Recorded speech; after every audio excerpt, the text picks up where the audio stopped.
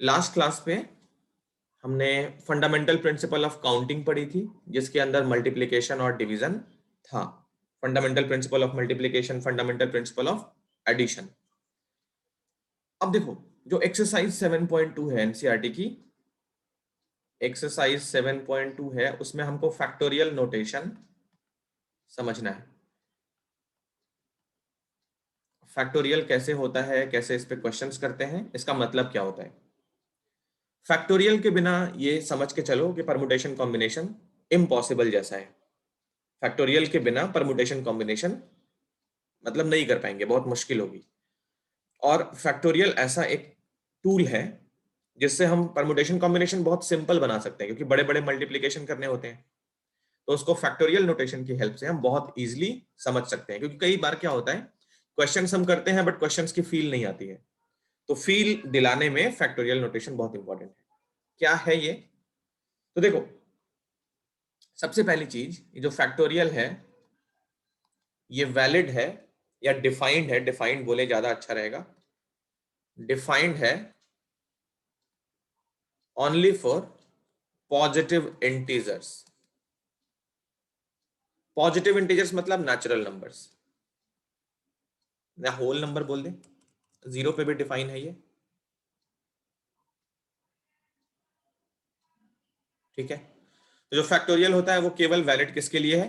Positive integers, मतलब zero भी include कर लेते हैं। जीरो वैसे की पॉजिटिव इंटीजर नहीं है, ठीक है, जीरो पॉजिटिव इंटीजर नहीं है, तो नेचुरल नंबर प्लस जीरो, इसलिए मैंने बोला होल नंबर।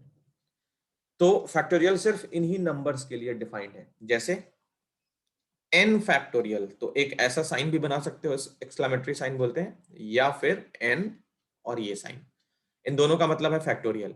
क्या होता है ये? तो इसका जो रिजल्ट होता है, जैसे मान लो मुझे 4 फैक्टोरियल निकालना है, तो 4 से लेकर 1 तक के सारे इंटीजर्स का मल्टीप्लीकेशन, 4 इंटू 3 इंटू 2 इंटू 1 तक सिंप्लीफाई करके जो भी आता है तो ये 24 हो जाता है। कहने का मतलब फैक्टोरियल 4 की वैल्यू कितनी होती है? 24 होती है। फैक्टोरियल 5, तो इसी तरीके से 5 से स्टार्ट करेंगे, 5 इंटू 4 इंटू 3 इंटू 2 इंटू 1, ये हो जाता है 120, ठीक है। अब n फैक्टोरियल की जो वैल्यू होती है वो क्या होती है? देखो यहाँ पे, ये 4 था तो ये 4 है, फिर 4 से 1 कम है, 4 से 2 कम है, 4 से 3 कम है, तो ये n, फिर n माइनस 1, फिर n minus 2 and so on till 3 into 2 into 1। तो ये 1 तक जरूर जाना है, कोई भी नंबर हो, कोई भी नंबर मतलब इंटीजर हो तभी। अब ऐसा नहीं कि पॉइंट के पीछे पड़ जाएंगे। फैक्टोरियल 1.2 डिफाइन नहीं है, फैक्टोरियल नेगेटिव नंबर्स का डिफाइन नहीं है। इस बीच में फैक्टोरियल 0 अगर कहीं पे मिलता है तो उसकी वैल्यू हम 1 लिखेंगे। ये थोड़ा सा सरप्राइजिंग है कि कैसे होता है ये 0, फैक्टोरियल 0 1 कैसे हो जाता है। तो देखो, इसको विजुअलाइज करते हैं कैसे हो जाता है। फैक्टोरियल 1 की वैल्यू अगर निकाली जाए तो कितना होगा फैक्टोरियल 1? क्या करते हैं, जीरो। पहले 1 को यहां लिख देते हैं हाँ हाँ। और फिर मल्टीप्लाई करते हैं। देखो 1 के पीछे वाला इंटीजर कैसे लिखेंगे? ये 4 के पीछे वाला क्या है? 4 के सॉरी 5 के पीछे वाला 4 है ना, तो 5 से 4 कैसे मिला है? 5 माइनस 1 करके। तो यहां भी वही चीज करते हैं, यहां भी वही चीज करते हैं हम लोग, 1 माइनस 1, 1 माइनस 1 और इसका फैक्टोरियल। कैसे? देखो, ये जो 5 का फैक्टोरियल हमने लिखा है, ये तो 5 का फैक्टोरियल एक नया फॉर्मूला बना रहे हैं। कैसे बना रहे हैं? तो ये 5 का फैक्टोरियल क्या हो गया? 5 मल्टीप्लाइड बाई, अब यहां से लेकर यहां तक देखो जरा, ये 4 का फैक्टोरियल है, देख रहे हो ना। तो इस तरीके से लिख सकते हैं, कोई भी नंबर हो अगर 10 हो तो इसको 10 इंटू 9 उसके बाद 8 फैक्टोरियल कर सकते हो, ठीक है। तो यहां पे अगर 1 का फैक्टोरियल चाहिए, 1 का फैक्टोरियल चाहिए, तो 1 को क्या लिखोगे? 1, उसके बाद 1 से 1 कम करोगे, है ना, 1 से 1 कम करोगे यहाँ पे, तो 1 से 1 कम करोगे, क्या मिलेगा? 0। अब यहां से निकाल लो 0 फैक्टोरियल, 0 फैक्टोरियल क्या होगा? 1 का फैक्टोरियल 1 ही रहेगा, डिवाइडेड बाई 1, तो आंसर 1। हाँ, लेकिन ये एग्जैक्ट प्रूव नहीं है, एग्जैक्ट प्रूव नहीं है, लेकिन बात समझाने के लिए इस तरीके से कर सकते हो, उसमें कोई भी गलत नहीं है, बिल्कुल करेक्ट है, बट एग्जैक्ट प्रूव नहीं है। तो 0 फैक्टोरियल की वैल्यू क्या होती है? 1 होती है, 0 फैक्टोरियल 1 होता है। और देखो छोटे छोटे फॉर्मूले हैं कुछ कुछ, जैसे एक तो ये रेड से फॉर्मूला ये वाला मिल ही गया, n फैक्टोरियल की वैल्यू ये वाली। दूसरा, अगर n फैक्टोरियल चाहिए तो क्या करते हैं हम लोग, n फिर उसके बाद n-1, जैसे इसी को अगर एक्सपैंड किया जाए तो n इंटू यहां से लेकर यहां तक जो है वो क्या है, चेक करो, n-1 का फैक्टोरियल है। तो इसको इस तरीके से भी लिखा जा सकता है, और आगे तक एक्सपैंड करना है n इंटू n-1, n-2 और उसके बाद n-3 का फैक्टोरियल, इस तरीके से लिख सकते हैं इस फॉर्मूले को यूज करके। ठीक, तो ये हमारा फैक्टोरियल का बेसिक फंडा हो गया। ठीक है, अब कुछ क्वेश्चंस करते हैं इस पे छोटे छोटे।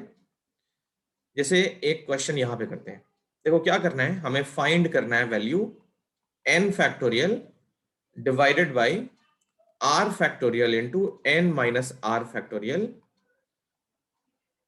वेयर n मान लिया 5 है और r मान लिया 2 है। जरा इसको सॉल्व करो, कितना आता है बताओ मुझे सॉल्व करके। ये फर्स्ट क्वेश्चन और फिर ये second question. 1/8 factorial 1/9 factorial equal to x/10 factorial. यहां से हमको x की वैल्यू फाइंड करनी है। जरा ये दो क्वेश्चंस करके बताओ कितने कितने आंसर आ रहे हैं, फिर हम डिस्कस करेंगे। क्वेश्चन नंबर 1 में कुछ भी नहीं था, क्वेश्चन नंबर 1 में कुछ भी नहीं था, बस हमें n और r की वैल्यूज पुट करनी थी। तो 5 फैक्टोरियल अपॉन r की जगह पे 2 फैक्टोरियल और n-r ये 3 फैक्टोरियल है ना। अब देखो कैसे इसको सॉल्व करते हैं। बहुत सारे लोग होते हैं जो 5 फैक्टोरियल को 5 इंटू 4 इंटू 3 इंटू 2 इंटू 1 लिखेंगे, फिर नीचे वाले को 2 इंटू 1 लिखेंगे, फिर 3 को 3 इंटू 2 इंटू 1 लिखेंगे। ऐसा नहीं करो, ठीक है, क्योंकि बहुत बड़े बड़े नंबर सभी आगे मिलने वाले हैं। ये फॉर्मूला डायरेक्टली यूज करो। और वो करने के बाद भी ऐसे ऐसे लोग हैं जो 3 से 3 कट गया, 2 से 2 कट गया, 1 से 1 कट गया, ऐसा काम करते हैं। ये सब नहीं करना, ठीक है, ये सब नहीं करना। तो कैसे करना है फिर, देखो ये नहीं करना। क्या करो, 5 ऊपर है और नीचे लार्जेस्ट नंबर कौन सा है, 2 और 3 में से बड़ा कौन सा है, 3। तो 5 को 3 तक पहुंचाओ, 5 इंटू 4 उसके बाद 3 फैक्टोरियल, और फिर छोटा वाले को एक्सपैंड कर लो पूरा पूरा, 1 लिखने की जरूरत नहीं है वैसे, 2 इंटू और 3 फैक्टोरियल वैसे ही छोड़ दो। क्या मैंने बताया, ऊपर वाले नंबर को देख लो और नीचे वालों को देख लो, दोनों में जो सबसे बड़ा है उस वाले को तो छोड़ दो, और जो नीचे में दो नंबर्स हैं उनमें से बड़ा कौन सा है, 3, तो बड़े वाले को 3 तक पहुंचा दो। 3 से 3 कट जाएगा और 2 से ये कट जाएगा, कितना आ गया, 10। इससे हम बड़ा से बड़ा फैक्टोरियल भी सिंप्लीफाई कर सकते हैं। क्वेश्चन नंबर 2 बहुत ही अच्छा है, 2 मार्कर या 1 मार्कर बोलो, 1 मार्कर के लिए बहुत अच्छा क्वेश्चन है। क्वेश्चन नंबर 2 देखो, एक इक्वेशन सॉल्व करनी है, x upon sorry 1/8 factorial 1/8 factorial plus 1/9 factorial equal to x/10 factorial. देखो कैसे करोगे इसको, एलसीएम ले लेते हैं पहले। तो 8 फैक्टोरियल और 9 फैक्टोरियल का एलसीएम कितना हो गया, 9 फैक्टोरियल। समझ नहीं आया, देखो 8 फैक्टोरियल क्या है एक्चुअली में, इसको 8 फैक्टोरियल छोड़ दो। 9 फैक्टोरियल को क्या हम 9 इंटू 8 फैक्टोरियल लिख सकते हैं, 9 मल्टीप्लाइड बाई 8 फैक्टोरियल लिख सकते हैं ना। Yes sir. अब देखो एलसीएम जरा देखो क्या होगा, तो 9 इंटू 8 फैक्टोरियल एक बार लिखेंगे, है कि नहीं। तो अब इसको जरा मैच करो इस फॉर्मूले से, इस वाले से मैच करो। देखो यहाँ पे n बाहर है, इसको n ले लो, तो इसको हम 9 फैक्टोरियल लिख सकते हैं ना, क्योंकि 9 फैक्टोरियल क्या होता है, 9 इंटू 8 फैक्टोरियल, तो ये वही लिखा है। ओके, तो एलसीएम कितना हो गया, 9 फैक्टोरियल। अब उसके बाद देखो ये हो गया 9 फैक्टोरियल, 8 फैक्टोरियल से इसको डिवाइड करोगे तो क्या बचेगा, केवल 9 बचेगा। थोड़ा सा टफ हो रहा होगा ये, देखो मैं तुम्हें अच्छे से ही करके दिखा देता हूँ, वैसे कुछ लोगों को तो समझ में आ ही गया होगा। देखो क्या है ना, इसको थोड़ा डिटेल में सॉल्व करो, कंफ्यूज होने से अच्छा है डिटेल में सॉल्व कर लो। 1/8 फैक्टोरियल, इसको क्या लिखोगे, इसको लिखोगे 9 into 8 factorial, 9 multiplied by 8 factorial, और ये इक्वल टू x/10 फैक्टोरियल। अब देखते रहो, एलसीएम ले लो, तो 8 फैक्टोरियल दोनों में था, एक बार आ गया एलसीएम में इंटू 9। अब यहां से 8 फैक्टोरियल इसको डिवाइड करेगा तो 9 बचेगा ना, ये 9 यहां लिख दो, बीच में प्लस, यहाँ पे 9 और 8 फैक्टोरियल दोनों कट गए, नीचे वाला पूरा पूरा कट गया तो 1 बच गया, इक्वल टू x/10 फैक्टोरियल। अब देखो ये क्या हो गया, 10/9 मल्टीप्लाइड बाई 8 फैक्टोरियल, x/10 को जरा एक्सपैंड करो तो 10 multiplied by 9 into 8 factorial. 8 factorial 8 factorial cut गया, 9 से 9 कट गया, x कितना आ गया 10 इंटू 10 100। तो ये क्वेश्चन बहुत ही अच्छा था, 1 मार्कर तो नहीं है, 2 मार्कर के जैसा बहुत अच्छा क्वेश्चन था, ये इंपॉर्टेंट भी था ये। ओके, इतना कॉपी कर लो, फिर हम आगे चलते हैं। एक्सरसाइज 7.2 के कुछ क्वेश्चन सॉल्व करते हैं। ओके, तो ये देखो 7.2 एक्सरसाइज है, एनसीईआरटी है तो तुम्हें सारे क्वेश्चंस एक बार तो करने ही है ना। तो 7.2 के कुछ क्वेश्चंस करते हैं। टोटल कितने क्वेश्चंस हैं देख लेते हैं। क्वेश्चन नंबर 1 में 1 2 3, अच्छा 1 और 2 दो ही पार्ट्स हैं। फिर क्वेश्चन नंबर 2 है, 3 है, 4 है एंड 5 है। चलो कुछ पार्ट्स करते हैं इसके। पहला क्वेश्चन हर बार करते हैं हम लोग, तो इस बार भी करते हैं। फर्स्ट का फर्स्ट 8 फैक्टोरियल है, इसकी वैल्यू निकालनी है। तो बहुत ही सिंपल है, 8 इंटू 7 इंटू 6 इंटू कहां तक ले जाओगे 1 तक, ये मल्टीप्लाई कर लेना, आंसर आ जाएगा, है ना। Second part 4 factorial minus 3 factorial. देखो इसमें से क्या करोगे, हम इसमें से 3 फैक्टोरियल कॉमन कर सकते हैं, ठीक है। थोड़ा सा इसका भी अर्थमेटिक सीख लो क्योंकि आगे बहुत काम की चीज होने वाली है। 4 फैक्टोरियल माइनस 3 फैक्टोरियल, तो एटलीस्ट जो है दोनों में वो हम कॉमन कर सकते हैं। तो 4 फैक्टोरियल मतलब क्या होता है, 4 इंटू 3 फैक्टोरियल, और माइनस का 3 फैक्टोरियल, दोनों में क्या है 3 फैक्टोरियल, दोनों में कॉमन है। तो 3 फैक्टोरियल कॉमन क्या बचेगा, 4 यहां बचेगा, माइनस 1 यहां बचेगा, तो इसको लिख लेंगे 4 माइनस 1। ये कितना हो गया 3 मल्टीप्लाइड बाई 3 फैक्टोरियल। तो सिंप्लीफाई कर लोगे 3 इंटू ये 3 तो यहां पे आ गया, और 3 फैक्टोरियल 3 इंटू 2 इंटू 1 भी लिखना चाहिए। तो 9 2 जा 36, एक तो ऐसे कर सकते हो, और दूसरा दोनों को अलग अलग एक्सपैंड करके भी किया जा सकता है, ठीक। तो ये हमारा क्वेश्चन नंबर 1 का दोनों पार्ट्स हो गया।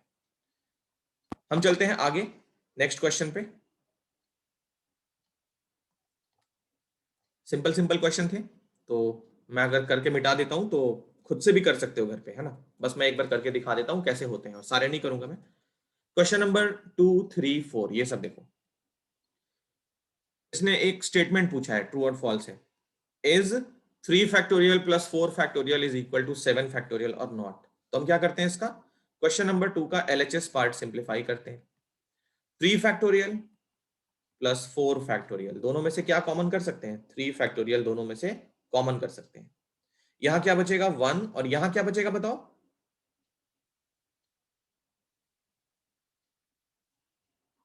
क्या कॉमन लेके क्या बचेगा,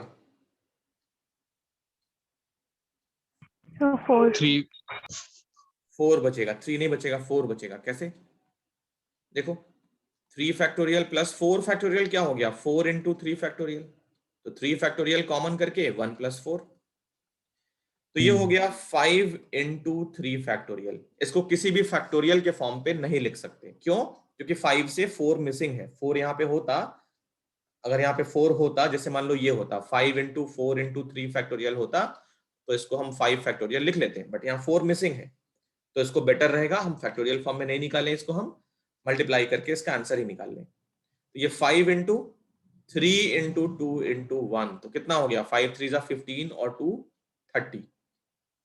और आरएचएस की बात अगर करनी है 7 फैक्टोरियल, तो इसको भी हम नंबर्स के फॉर्म पे ही लिखेंगे, तभी वेरीफाई होगा।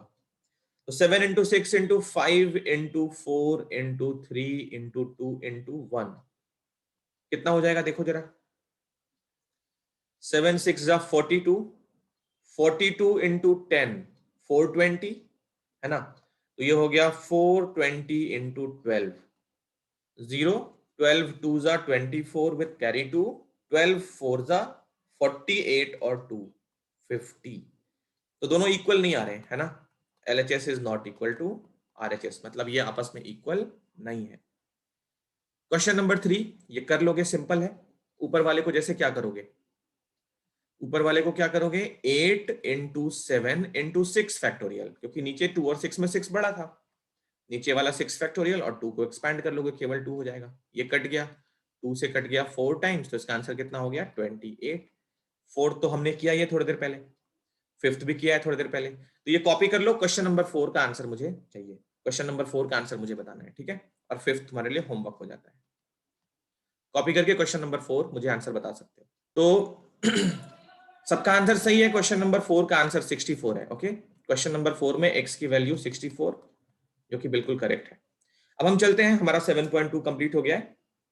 7.3 जो है वो परमुटेशन है और 7.4 कॉम्बिनेशन है। तो मैं ले चलता हूं फिर से 7.3 के इंट्रोडक्शन पे। परमुटेशन ऊपर हेडिंग बनेगी, कुछ भी लिखना नहीं है। ये जो 1 घंटा है ना, वो बिल्कुल फील करने वाली चीज है, क्योंकि फील कर लिया फिर तुमको परमुटेशन कॉम्बिनेशन कभी भी टफ नहीं लगेगा। एटलीस्ट परमुटेशन तो आज मैं करा ही दूंगा अच्छे से। तो अभी लिखने पे फोकस मत करना, बस मेरी बात सुननी है। परमुटेशंस 7.3 में परमुटेशन है, 7.4 में कॉम्बिनेशन है। ठीक, देखो क्या है, हमने फंडामेंटल थ्योरम पढ़ा है, फंडामेंटल प्रिंसिपल पढ़ा है मल्टीप्लिकेशन का, एडिशन का, है ना। तो एक मैं तुम्हें एग्जांपल पहले बताता हूं, फिर उसको मैं इससे लिंक करूंगा। ओके, ए, बी, सी और डी, ये 4 वर्ड्स हैं, 4 लेटर्स हैं। फैक्ट 4 लेटर्स हैं। मुझे क्या करना है, एक 2 लेटर कोड बनाना है। 2 लेटर पासवर्ड बनाना है, कोड बनाना है। फोन में 2 लेटर का एक कोड हमको रखना है। ठीक, अब कैसे बनाएंगे, कैसे करेंगे ये, मतलब कहने का ये है कि 4 अवेलेबल लेटर्स हैं और 2 स्लॉट मुझे फिल करना है। ठीक है, 2 स्लॉट मुझे फिल करना है। तो पहले स्लॉट में क्या, कोड में क्या डाला जा सकता है, तो 4 टोटल स्लॉट्स अवेलेबल हैं, 4 मतलब ऑप्शन है मेरे पास। तो पहले स्लॉट में मैं इन चारों में से कोई सा भी डाल सकता हूं, ए बी सी डी कुछ भी डाल सकता हूं।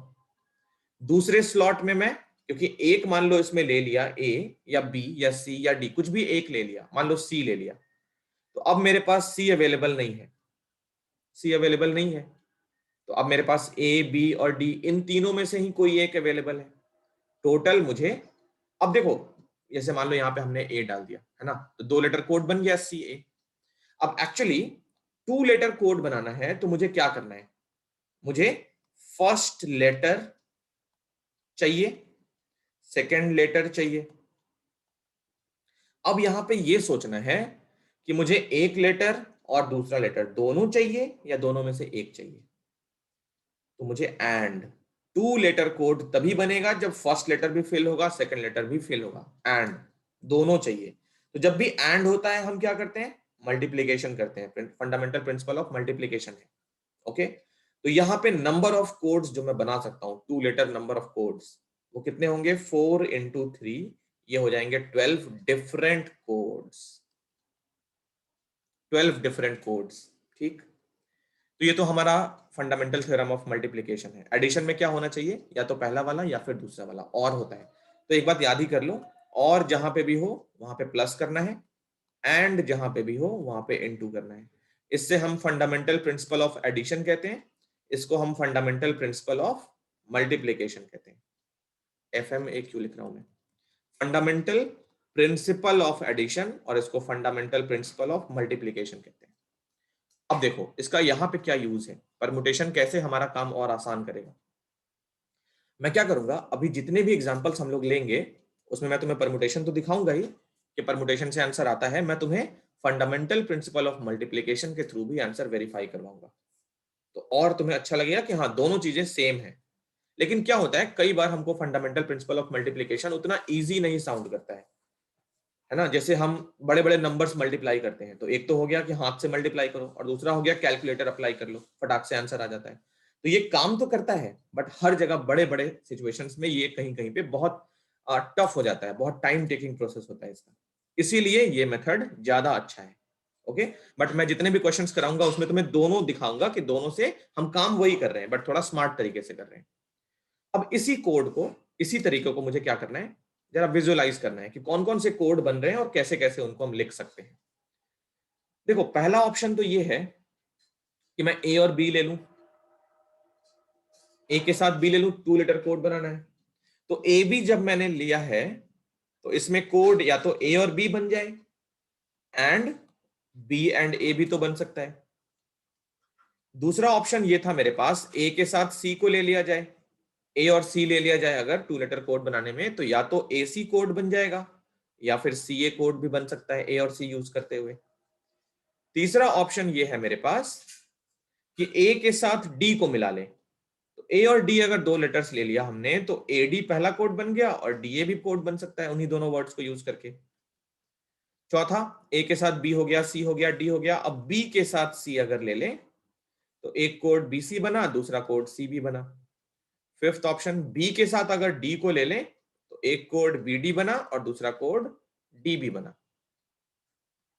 सिक्स्थ ऑप्शन, बी के साथ सी हो गया, डी हो गया। अब सी के साथ अगर हम डी ले लें तो क्या क्या बनेगा, एक कोड सी डी एंड दूसरा डी सी। तो टोटल यही 12 हमको आंसर में मिला है। यही 12 जो आ रहे हैं ना, देखो ऊपर कितने हैं, 1 2 3 4 5 6 7 8 9 10 11 12, यही 12 कोड्स हमको मिले हैं फंडामेंटल प्रिंसिपल ऑफ मल्टीप्लिकेशन में। 12 डिफरेंट कोड्स। ठीक, तो कहने का मतलब यह है कि हम जो फंडामेंटल प्रिंसिपल ऑफ मल्टीप्लिकेशन लगाते हैं वही हमारा परमुटेशन होता है, वही हमारा परमुटेशन होता है। ठीक है, तो मैं परमुटेशन की डेफिनेशन लिखने जा रहा हूं।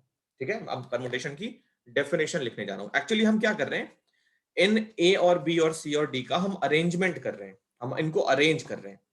ठीक है, हम इनको अरेंज कर रहे हैं। पहले हमने क्या किया, इसमें से दो लेटर्स सेलेक्ट किए हैं। ये हमने क्या किया है, दो लेटर्स हमने सेलेक्ट किए हैं। यहां लिखता हूं, दो लेटर्स हमने सेलेक्ट किए हैं पहले, फिर उनको अरेंज किया है।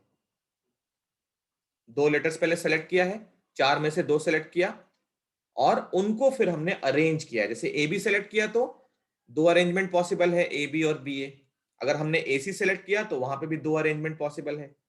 ठीक, तो ये हमारा सिलेक्शन हो गया और ये हमारा अरेंजमेंट हो गया। तो परमुटेशन जो है वो अरेंजमेंट होता है, परमुटेशन को ही हम अरेंजमेंट कहते हैं। ठीक, अरेंजमेंट कहते हैं इसको। अब इसकी डेफिनेशन क्या होती है वो सुनो। It is an arrangement, it is an arrangement in a definite order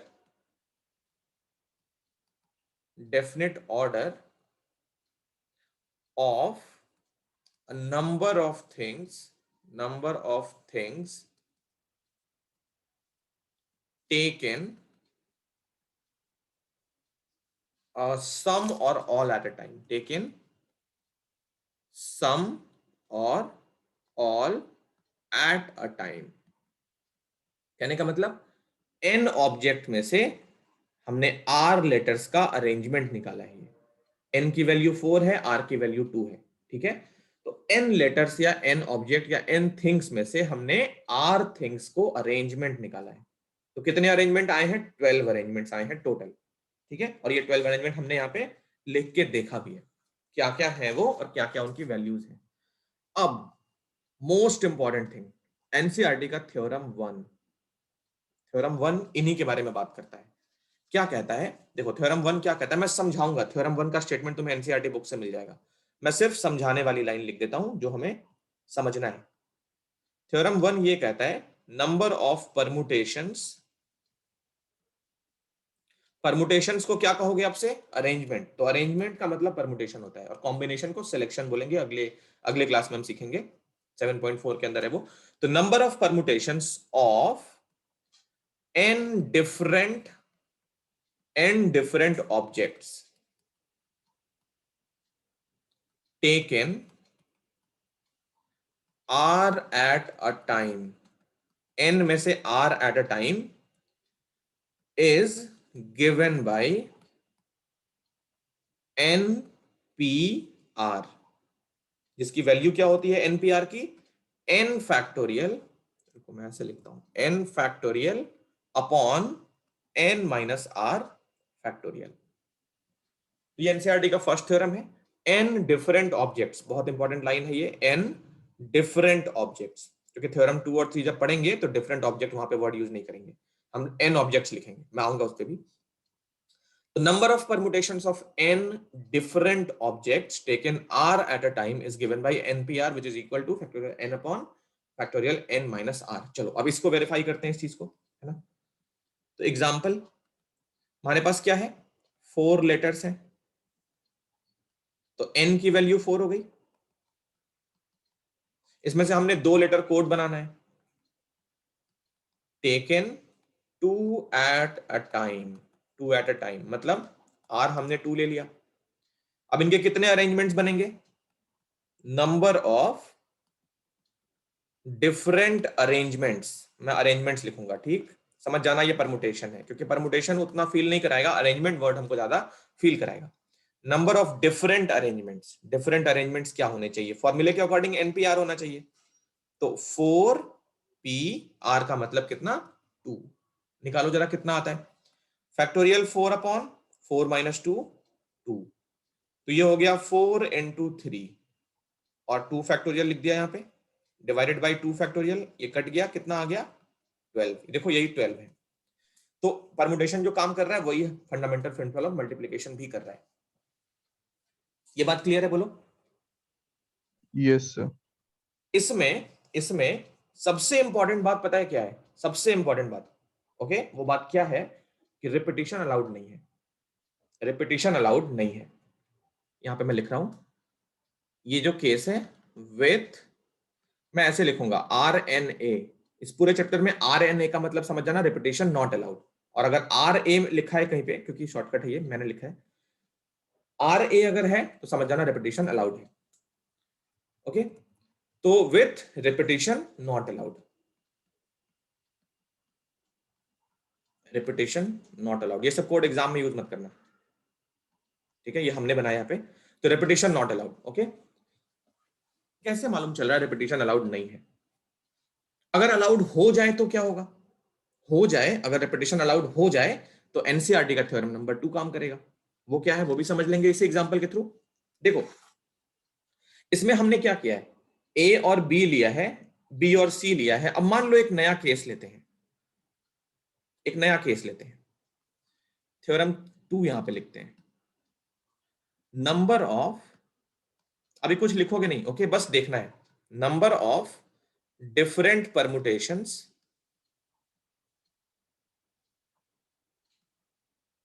number of different permutations of n different objects या things taken are at a time when repetition is allowed is given by n to the power r। ये क्या है वो समझो, इसको भी हम verify करेंगे फंडामेंटल प्रिंसिपल से। चलो अब वही काम करना है, अब वही काम हमको करना है। कैसे करना है? तो यहां देखो, 4 लेटर वर्ड्स हैं A B C और D, I mean 4 letters available है। 2 डिजिट कोड बनाना है, 2 digit code with repetition allowed. कैसे बनाएंगे? चलो देखते हैं कितने बनेंगे, वो चेक करते हैं पहले। 2 डिजिट कोड है, चलो पहले बॉक्स में 2 डिजिट कोड बनाना है। 4 में से कोई भी ऑप्शन ले सकते हैं, 4। दूसरे में भी 4 में से कोई ले सकते हैं, क्योंकि ए अगर मान लो यूज कर लिया तो ए फिर से अवेलेबल है सिलेक्ट करने के लिए, तो 4 ले सकते हैं। कितना हो जाएगा? दोनों वर्ड्स चाहिए हमको, तो 4 इंटू 4, 16। हाँ 4 to the power 4, not 16, sorry 4 to the power 2, yes 16, 4 square. तो 4 स्क्वायर मतलब 16 ऐसे ऐसे वर्ड्स हम बना सकते हैं, ठीक है। कैसे 16 बना सकते हैं? देखो, ये तो ले लिया हमने, अब ए बना सकते हैं, बी बी बना सकते हैं, सी सी और डी डी, है ना, यही 4 तो और ऐड होने चाहिए। 12 तो यहाँ पे आ ही रहे हैं। अब इसमें 2 लेटर का कोड हम ए भी ले लें, बी बी भी ले लें, सी सी भी ले लें और डी डी भी ले लें। यही 4 तो एक्स्ट्रा इसमें नहीं आए थे, यही 4 तो इसमें ऐड हो जाएंगे और 16 हो जाएंगे टोटल। समझ रहे हो ना?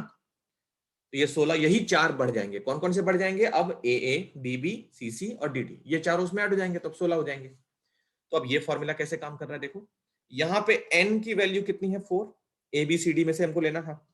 r की value taken 2 at a time with repetition allowed. कैसे होगा फिर? 4, फॉर्मूला क्या होता है? n to the power r होता है ना, तो 4 टू द पावर 2, ये भी 16, सेम आंसर आएगा। फंडामेंटल प्रिंसिपल से हमको फील आ रहा है कि हाँ ये भी वही बात कह रहा है जो हम इन दोनों थ्योरम्स में समझ रहे हैं। यहां तक सब कुछ क्लियर है? तो बताओ आगे चले हम लोग। सर जब यस सर। रिपीटेशन अलाउड है तो formula n to the power r होगा। हाँ n to the power r होगा, और जब रिपीटेशन अलाउड नहीं है तो NPR होगा। NPR, ठीक। हाँ, अभी सिर्फ 2 फॉर्मूले याद करो, अभी 2-3 और भी आने वाले हैं, बट कोई भी कंफ्यूजन नहीं होगा, ये मेरा प्रॉमिस है। बस बात को समझना है कि क्या कह रहा है वो, n में से r ऑब्जेक्ट्स लेना है, रिपीटिशन अलाउड नहीं है, तो क्या फॉर्मूला होगा, NPR होगा। और n में से ही r लेना है, लेकिन अब रिपीटिशन अलाउड है, एक नंबर 2 बार आ सकता है, तो formula n to the power r होगा, NPR नहीं होगा। और ये दोनों एग्जांपल्स भी साथ साथ कॉपी करने हैं, ठीक है? तो कॉपी करो और बताओ, फिर हम आगे चलेंगे। चलो अब ना इस पे 1-2 एग्जांपल्स लिखो जल्दी जल्दी, ठीक है? ये 2 थ्योरम याद रखना, फिर से बता देता हूं क्या है। n डिफरेंट ऑब्जेक्ट है, उसमें से हमको r सेलेक्ट करने हैं, जब रिपीटिशन अलाउड है तो n to the power r, और जब अलाउड नहीं है तो NPR। NPR का formula factorial n upon factorial n minus r। अभी 2 ही फॉर्मूले पढ़े हैं, इन्हीं पे क्वेश्चंस करेंगे। चलो मैं क्वेश्चंस यहां पे लिखता हूं, ठीक?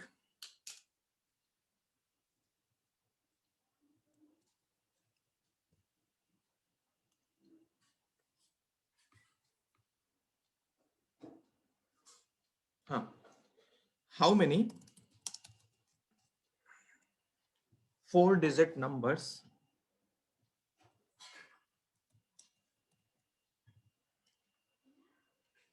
क्वेश्चन लिखो मेरे साथ साथ। How many 4-digit numbers can be formed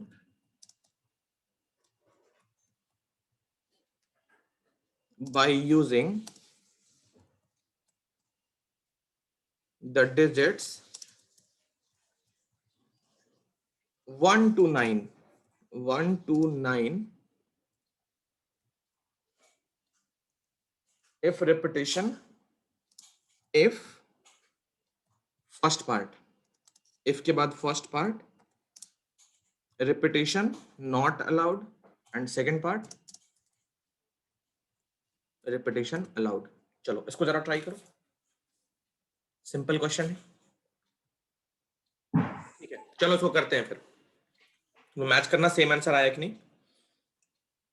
देखो फर्स्ट पार्ट बहुत आराम से समझना, क्या कह रहे हैं, how many 4-digit numbers can be formed by using digits 1 to 9। तो नंबर ऑफ डिजिट्स जो अवेलेबल हैं कितने हैं, 1 to 9, कितने हैं ये, 1 2 3 4 5 6 7 8 9, 9 हो गए। Number of digits to be taken,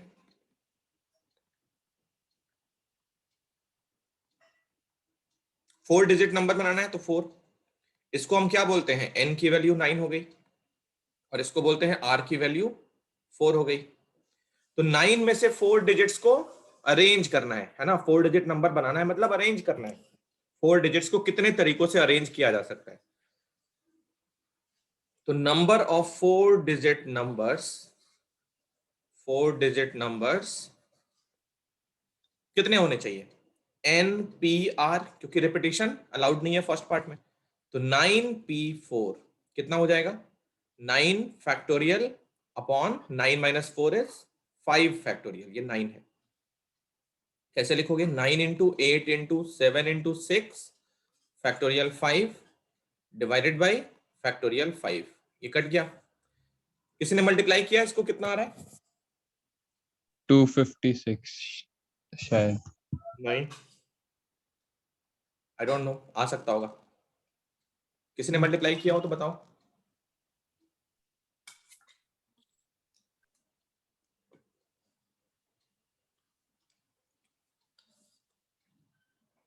किसी ने मल्टीप्लाई नहीं किया है, 9 इंटू 8 कितना हो गया, 72, 72 इंटू 36, नहीं 72 इंटू 42, सर 3024 3024, 44। अच्छा चलो कैलकुलेशन चेक कर लेना, 3024, ये हो गया फर्स्ट पार्ट। अच्छा इसको मान लो अगर हम फंडामेंटल प्रिंसिपल से करें तो क्या होगा, भाई फंडामेंटल प्रिंसिपल ऑफ मल्टीप्लिकेशन से करें तो क्या होगा, फंडामेंटल प्रिंसिपल ऑफ मल्टीप्लिकेशन में कितने अवेलेबल हैं उससे कोई मतलब नहीं है, कितने हमको अरेंज करने उतने से मतलब है, नहीं कितने अवेलेबल है वो तो मतलब है ही, कितने अरेंज करने हैं, कितने लेने हैं वो ज्यादा इंपॉर्टेंट है। तो ये 9 डिजिट्स अवेलेबल है, टोटल 9 डिजिट्स अवेलेबल हैं, उसमें से हमको 4 डिजिट का नंबर बनाना है। तो पहले ये क्या हो गया, यूनिट्स प्लेस, ये टेंस प्लेस, ये हंड्रेड्स प्लेस और ये थाउजेंड्स प्लेस, है ना। यूनिट प्लेस पे और टेंस प्लेस पे, इन सारे प्लेसेस पे 9 में से कोई सा भी नंबर ले सकते हैं। तो 9 ले लिया पहले वाले पे, 9 ऑप्शन है इसके पास। इसके पास कितने ऑप्शन हैं, रिपीटेशन नहीं कर सकते, तो 8 ऑप्शन 8. यहाँ पे हैं। इसके पास 7 ऑप्शन हैं, इसके पास 6 ऑप्शन हैं।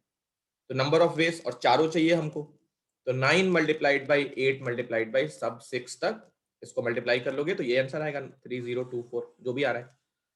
ये हमारा फर्स्ट पार्ट हो गया। सेकंड पार्ट देखो, अगर रिपीटेशन अलाउड है तो रिपीटेशन अलाउड में फॉर्मूला क्या होता है, n to the power r, ये होना चाहिए 9 टू द पावर 4, है ना। 9 टू द पावर 4 कितना होगा, 81 का स्क्वायर 6561, तो ये हो गया आंसर। और फंडामेंटल प्रिंसिपल से क्या फॉर्मूला होता है, अभी फिर से वही 4 डिजिट्स लेने हैं और रिपीटेशन अलाउड है, एक डिजिट 2 बार आ सकती है, तो यहाँ पे 9 ऑप्शंस हैं, यहाँ पे फिर से 9 ऑप्शंस, क्योंकि जो लिया यहाँ पे वो यहाँ पे भी ले सकते हैं, और फिर से 9, फिर से 9, तो फॉर्मूला क्या हो गया 9 टू द पावर 4, क्योंकि चारों लेने हैं, तो इसका आंसर भी 6561 सेम आंसर आएगा। तो दोनों में कुछ अलग बात नहीं है, दोनों सेम ही चीजें हैं। ये था इसका आंसर, आई होप सबका करेक्ट था। अब चलते हैं हम लोग आगे। देखो कुछ परम्यूटेशंस के जो फॉर्मूले हमने पढ़े हैं उसमें कुछ बेसिक बेसिक बातें करते हैं। सबसे पहला फॉर्मूला NPR जो हमने पढ़ा है, इसकी वैल्यू होती है n upon n minus r. ये क्या होता है एक्चुअली, तो ये total number of permutations of n different objects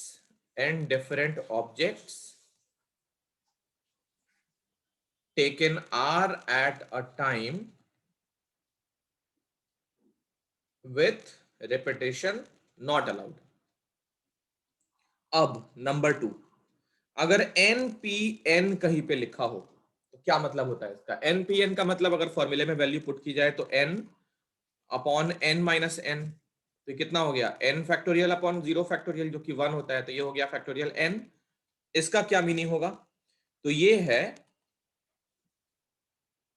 total number of permutations of n different objects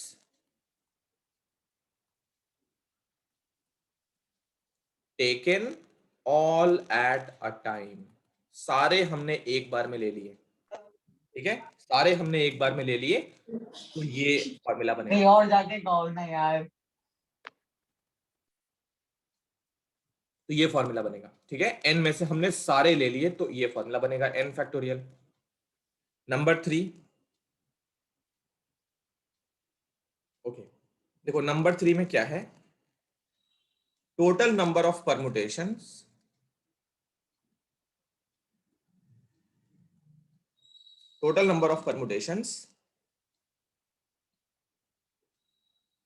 of n different object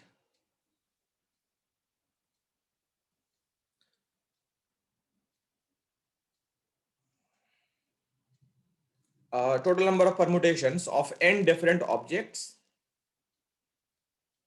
taken are at a time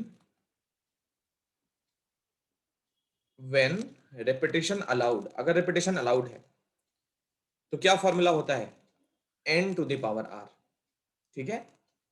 fourth, np0, इसका मतलब क्या होता है, np0 का मतलब क्या होता है, np0 तो फॉर्मूले में रखो पहले, ये हो गया n और n माइनस 0, n माइनस 0 मतलब n ओनली, तो ये कट के 1 आ गया। ये क्या बताता है, ये बताता है number of permutations, total number of permutation नहीं लिखेंगे, number of permutation not permutations of n different objects taken nothing at a time। इसको समझो, फोर्थ वाले को, n डिफरेंट ऑब्जेक्ट्स हैं, कोई भी नहीं चुनना है, तो कोई भी नहीं चुनने का मतलब एक ही रास्ता है कि किसी को मत चुनो, सबको छोड़ दो, यही रास्ता है, एक ही रास्ता है उसका। ये सबको छोड़ दो वैसे ही। अच्छा, यही छोटे छोटे टर्म्स हैं। देखो, number of permutations, number of permutations of, इन सब का अलग अलग मीनिंग है, बस फॉर्मूला तुम्हें याद रखना है कि ये क्या बोलता है, ये क्या बोलता है, सब एक ही फॉर्मूले हैं। Number of permutations of n different objects taken all at a time, all at a time with repetition allowed। क्या होगा फॉर्मूला, बता सकते हो? n to the power n। n to the power n, क्योंकि यहाँ पे r की value क्या है, n। All at a time मतलब जितने अवेलेबल है सारे लेने। नंबर ऑफ परमुटेशंस, इसका भी बताना है, ठीक है, मैं पूछूंगा। Number of permutations of n different objects taken nothing at a time. ये बताओ क्या होगा। मान लिया रिपीटिशन अलाउड है, वैसे हम कुछ ले नहीं रहे हैं। मान लिया अगर हम रिपीटिशन अलाउड वाले फॉर्मूले से निकालना चाहें तो भी वन आता है कि नहीं, हमको चेक करना है। ओके, क्या कर रहे हैं, सिक्स्थ वाले में देखो, हमें ये फोर्थ वाला पढ़ लिया है, ध्यान से सुनो वरना कंफ्यूजन होगी। हमने फोर्थ वाला पढ़ लिया। फोर्थ वाला क्या है, एन में से किसी को भी नहीं चुनना है। तो कितने ऑप्शन है, एक ही ऑप्शन है। अब मेरा ये है कि ये जो फॉर्मूला है वो तो रिपीटिशन नॉट अलाउड का है। एनपीआर का फॉर्मूला किसका है, रिपीटिशन नॉट अलाउड का है। और अगर रिपीटिशन अलाउड वाले फॉर्मूले से निकालें n to the power r वाले से, तो भी क्या वन आता है, ये हमको देखना है। तो फॉर्मूला होता है क्या, n to the power r. अब देखो आर यहाँ पे कितना है, जीरो है ना, क्योंकि किसी को भी सेलेक्ट नहीं कर रहे हैं, है ना। तो क्या फॉर्मूला होगा, n to the power zero. किसी भी बेस पे पावर जीरो तो वन ही होता है। यहाँ पे ध्यान रखना एन जीरो नहीं होना चाहिए, क्योंकि जीरो का पावर जीरो फिर इनडिटर्मिनेट टर्म है। तो ये हमारे सिक्स कहीं कहीं कहीं कहीं हमको यूज करने पड़ते हैं। किसका मतलब क्या है, ये सब अलग अलग मीनिंग है, लेकिन सारे एनपीआर के फॉर्मूले से ही निकाले जा रहे हैं। इन सबको भी कॉपी कर लो, ये बहुत ज्यादा इंपॉर्टेंट है। तो देखो, ये तो हमने बेसिक कर लिया थ्योरम 1 और थ्योरम 2 का, एक क्वेश्चन भी कर लिया। अब हम चलते हैं थ्योरम 3 और थ्योरम 4 पर, फिर उसमें हम डिफरेंट टाइप के क्वेश्चंस भी करेंगे। तो एनसीईआरटी का थ्योरम 3 और थ्योरम 4 दोनों मैं एक साथ समझा देता हूं, उसको फील करा देता हूं, और फिर एक क्वेश्चन करेंगे, समझोगे। थ्योरम 3, देखो क्या होता है, एन ऑब्जेक्ट्स हैं, ठीक, उसमें से आर हमको सेलेक्ट करने हैं, ठीक। तो क्या फॉर्मूला होता है, नंबर ऑफ अरेंजमेंट्स का एन पी आर, मतलब एन में से आर ऑब्जेक्ट्स हमको एक टाइम पे लेने हैं, और उसको कितने टाइप से हम अरेंजमेंट उनका कर सकते हैं, तो वो होता है एनपीआर। लेकिन मान लो एक केस ऐसा आ जाए, आर ओ एस ई, समझना ध्यान से, आर ओ एस ई ये केस आ जाए, तो क्या होगा, अगर फंडामेंटल प्रिंसिपल से करें, चारों वर्ड्स हमको सिलेक्ट करने हैं, तो आर यहां पे ले सकते हैं, कहने का मतलब चार ऑप्शंस यहां पे हैं, तीन ऑप्शंस यहां पे हैं, दो ऑप्शंस यहां पे है और एक ही ऑप्शन है। तो कितने वेज होंगे, 4 into 3 into 2 into 1, मतलब फैक्टोरियल 4। तो इसको डायरेक्टली हम 4 फैक्टोरियल लिखेंगे, क्यों, क्योंकि n में से हमको n ऑब्जेक्ट सारे के सारे taken all at a time, मैं अभी पीछे सारे लिख चुका हूं। इसका डायरेक्ट फॉर्मूला हमने क्या सीखा है, फैक्टोरियल n। ये जो हम करते आ रहे हैं उसको सीधा हम फैक्टोरियल 4 लिखेंगे हमसे, क्योंकि चार में से चारों चुनने हैं, तो n p n है वो, जिसकी वैल्यू होती है n फैक्टोरियल। इसी वजह से ये 4 into 3 into 2 into 1 फैक्टोरियल 4 बन जा रहा था। आगे सुनो, तो यहां पे आर ओ एस ई अगर गौर से देखोगे तो ये चारों कैसे वर्ड्स हैं, 4 डिफरेंट ऑब्जेक्ट्स हैं, 4 डिफरेंट ऑब्जेक्ट्स हैं, उनमें से चारों हमको लेने हैं। तो क्या फॉर्मूला, 4 फैक्टोरियल। अब ये वर्ड मान लो ऐसे हो, आर डबल ओ टी, ये भी 4 लेटर वर्ड है। हमको taken all at a time करना है।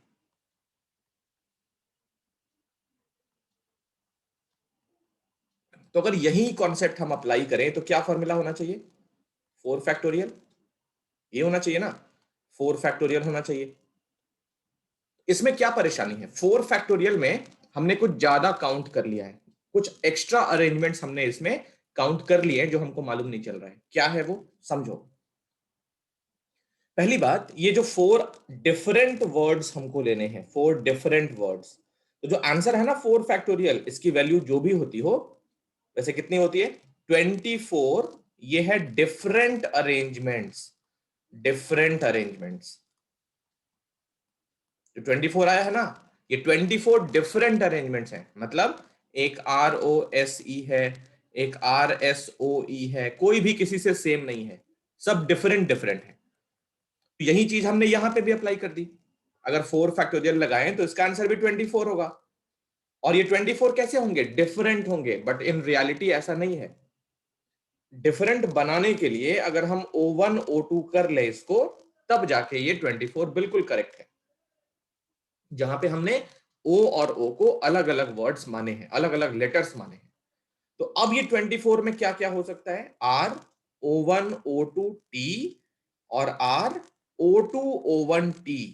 इस 24 में ये जो ROOT है वो इस तरीके से है, लेकिन रियलिटी में ये क्या है? ROOT है, और ये वाला भी ROOT है, क्योंकि दोनों ओज में कोई खास डिफरेंस नहीं है, कोई भी डिफरेंस नहीं है। तो ये वाला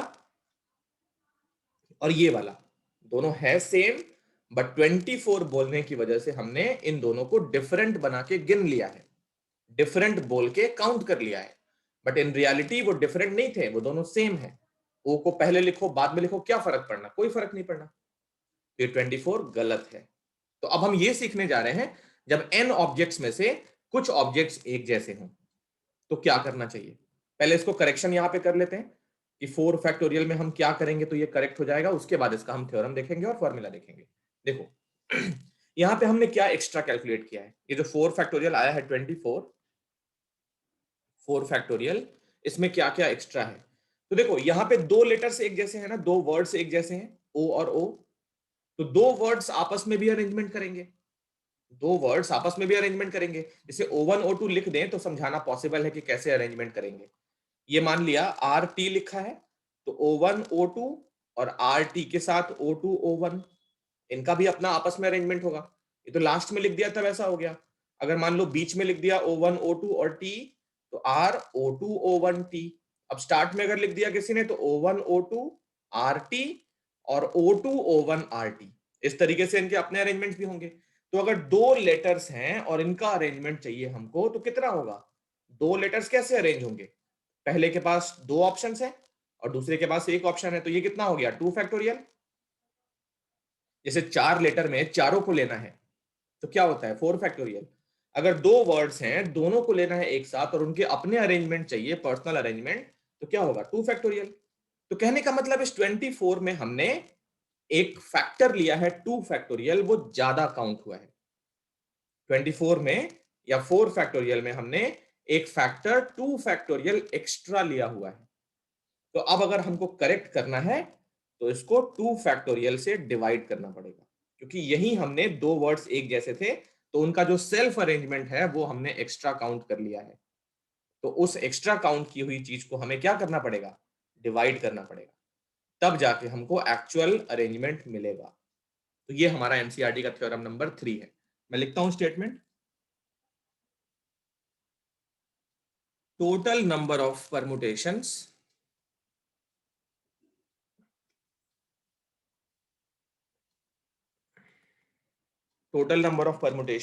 of n ऑब्जेक्ट्स, मैं डिफरेंट नहीं यूज करूंगा वर्ड, ठीक है, n ऑब्जेक्ट्स in which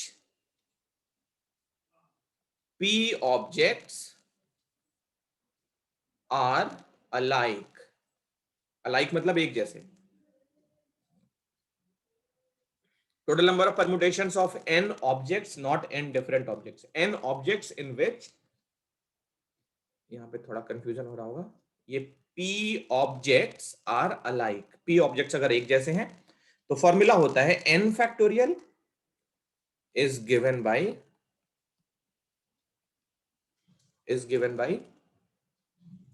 या इज लिखो सिर्फ, alike is equal to n factorial upon p factorial, ये फॉर्मूला होता है।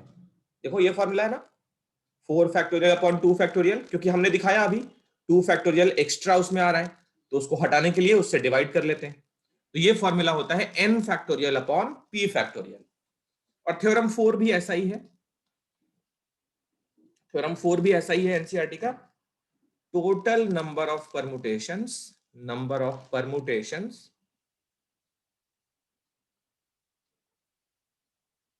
Of n objects not different, ये सारे एक जैसे भी हो सकते हैं, n ऑब्जेक्ट्स इन विच, कभी कभी ऐसा होता है जैसे रूट वर्ड में तो एक ही बार है, वो मतलब ओ ही एक ऐसा है जो 2 बार आ रहा है। ऐसे भी वर्ड्स होते हैं जहां पे एक से अधिक लेटर ज्यादा आते हैं, एक से ज्यादा बार आते हैं। In which P1 objects are of one kind, एक जैसे हैं। P2 objects are of second kind and so on. Pkth objects are of kth kind. ठीक है, total number of permutations of n objects in which, ऐसे यहाँ पे no समझ आ रहा है, रुको मैं थोड़ा सा, राइटिंग ना मेरी बहुत खराब हो गई है। Permutations of n objects, okay, n objects in which p1 जो है वो एक टाइप के हैं, p2 जो है वो सेकंड टाइप के हैं and so on. kth object जो है, pkth object are kth kind के हैं, is equal to p factorial upon, p factorial नहीं, n factorial upon p1 factorial into p2 factorial and so on till pkth factorial. तो ये formula होता है। अब देखो एक क्वेश्चन करते हैं इसको समझने के लिए, सब चीज क्लियर हो जाएगी। थ्योरम 3 और थ्योरम 4 यूज करते हैं। देखो ध्यान से सुनो, मैं पूरा क्वेश्चन नहीं लिखूंगा, ठीक है, बस हमें बात को समझनी है। वर्ड है हमारे पास इलाहाबाद, इलाहाबाद, स्पेलिंग ही गलत ना हो जाए, आई होप ये करेक्ट है। इलाहाबाद की स्पेलिंग चेक करो, ठीक है ना, इलाहाबाद की स्पेलिंग सही होगी। तो ये इलाहाबाद एक वर्ड है, हमें इसमें से सारे वर्ड्स लेने हैं। क्या फाइंड करना है, डिफरेंट अरेंजमेंट्स फाइंड करने हैं, arrangements if taken all at a time. ठीक है, तो निकालते हैं क्या क्या ऑप्शन है। देखो कैसे करते हैं ऐसे क्वेश्चंस को सॉल्व। देखो सबसे पहले n की वैल्यू, कितने नंबर ऑफ वर्ड्स हमारे पास हैं, 1 2 3 4 5 6 7 8 9, 9 वर्ड्स हैं टोटल। अब जो P1 P2 है ना वो क्या क्या है समझो। P1 हमारे पास क्या है, कितने A हैं, ऐसे लिखते हैं, नंबर ऑफ A कितने हैं, नंबर ऑफ A, तो A देखो 1 2 3 4, A यहां पे 4 है, तो नंबर ऑफ A जो है वो P1 की वैल्यू हो जाती है, ओके, P1 की वैल्यू 4 हो जाती है। और कोई लेटर रिपीट कर रहा है, L रिपीट कर रहा है। नंबर ऑफ L कितने हैं, तो 1 एंड 2, 2 है, तो ये जो है वो P2 की वैल्यू 2 हो जाती है। और कोई लेटर रिपीट कर रहा है, नहीं कर रहा है। H और D, तो अदर वर्ड्स क्या क्या हैं, अदर लेटर्स क्या क्या हैं, R P एंड D जो रिपीट नहीं हो रहे हैं। तो नंबर ऑफ वेज या नंबर ऑफ अरेंजमेंट या नंबर ऑफ परमुटेशंस, क्या फॉर्मूला होगा, n factorial upon p1 factorial into p2 factorial, दो ही लेटर रिपीट कर रहे थे, तो ये हो जाएगा 9 factorial upon 4 factorial multiplied by 2 factorial, क्योंकि p1 की वैल्यू 4 है, p2 की वैल्यू 2 है। तो 9 इंटू 4 तक ले जाना है, तो 9 8 7 6 5 multiplied by 4 factorial divided by 4 factorial into 2 factorial, है ना। 4 से 4 कट गया, 2 फैक्टोरियल 2 ही होता है, तो उससे ये 4 काट लिया, है ना। अब इसको मल्टीप्लाई कर लोगे, 9 4 जा 36, 36 5 जा 180, 180 इंटू 6 1080 इंटू 7। मल्टीप्लीकेशन मेरी गलती नहीं है, चेक कर लेना क्या आंसर आता है, ठीक है। तो ये आई होप क्वेश्चन क्लियर है, सबको क्लियर है बोलो। Yes sir. ठीक है, तो कॉपी कर लो इसको, थ्योरम 3 थ्योरम 4, और ये राइट साइड पे अगर चाहिए तो लिख लेना, और ये एग्जांपल लिख लो। एक और करेंगे, एक नहीं 2 क्वेश्चन है, 2 क्वेश्चंस करेंगे इन सबको समझने के लिए। मैं स्टेटमेंट नहीं लिखूंगा, ठीक है ना, मैं बस क्वेश्चन डिक्टेट कर देता हूं, अच्छे से सुन लो और उसको कर लो। अभी जैसे इलाहाबाद का किया था ना, वैसे एक वर्ड है मिसिसिपी, एक रिवर है मिसिसिपी।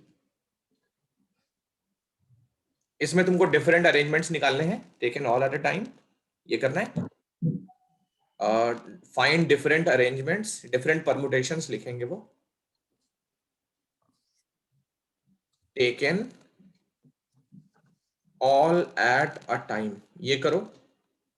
30 सेकंड्स में हो जाना चाहिए, ठीक है। 30 सेकंड्स। क्वेश्चन नंबर 2, हमारे पास क्या है, 4 रेड डिस्क है, रेड बॉल्स मान लो, डिस्क हटाओ, 4 रेड बॉल्स हैं, 3 येलो बॉल्स हैं एंड 2 हैं ग्रीन बॉल्स। डिफरेंट परमुटेशंस बताने हैं, find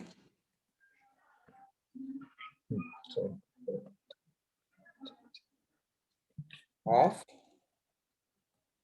selecting all at a time. चलो ये 2 क्वेश्चन है, तो अब तक पहला वाला हो गया होगा। चलो 2 मिनट टाइम ले लो। देखो पहला क्वेश्चन में कितना है, एन की वैल्यू कितनी है, मिसिसिपी में कितने वर्ड्स हैं, 1 2 3 4 5 6 7 8 9 10 11। एन की वैल्यू 11 है। क्या क्या रिपीट कर रहा है, मुझे ये पूछना चाहिए क्या रिपीट नहीं कर रहा है ना। तो देखो पहले आई रिपीट कर रहा है, आई कितनी बार रिपीट कर रहा है, 1 2 3 4, आई की वैल्यू 4, तो ये हमारा P1 हो गया, ओके। और क्या रिपीट कर रहा है, एस है, एस कितनी बार है, 1 2 3 4, तो P2 की वैल्यू 4 हो गई, ओके। और क्या है भाई, तो P है 2 बार, P है 2 बार, ये हो गई P3 की वैल्यू, ओके। और एक क्या बच गया, M, M सिंगल है, एक बार है। जरा काउंट कर लो, 4 4 8, 2 10 और 1 11, ये ऐड करके जरूर देखना 11 में हो रहा है कि नहीं। नंबर ऑफ डिफरेंट वेज, वो स्टेटमेंट लिख के क्या आंसर होगा, n factorial upon P1 factorial, P2 factorial, P3 factorial. अगर मन ना करे तो P4 फैक्टोरियल भी ले लो, यहाँ पे इसको 1 लेके, रिपीट नहीं कर रहा है बट फॉर्मूला उसके लिए भी बना है। P4 कितना हो जाएगा, 1 हो जाएगा, ओके। तो हर चीज का कनेक्शन है, बहुत इंटरेस्टिंग टॉपिक है ये। 11 factorial upon 4 factorial into 4 factorial into 2, इसको आई होप सिंप्लीफाई कर लोगे। n की वैल्यू कितने बॉल्स हैं, 4 3 7 2 9, 9 बॉल्स हैं। P1 की वैल्यू 4, P2 की वैल्यू 3 और P3 की वैल्यू है 2। तो नंबर ऑफ डिफरेंट वेज लिख लेना, n फैक्टोरियल 4 4, हो ऊपर हो गया 9 फैक्टोरियल, ओके।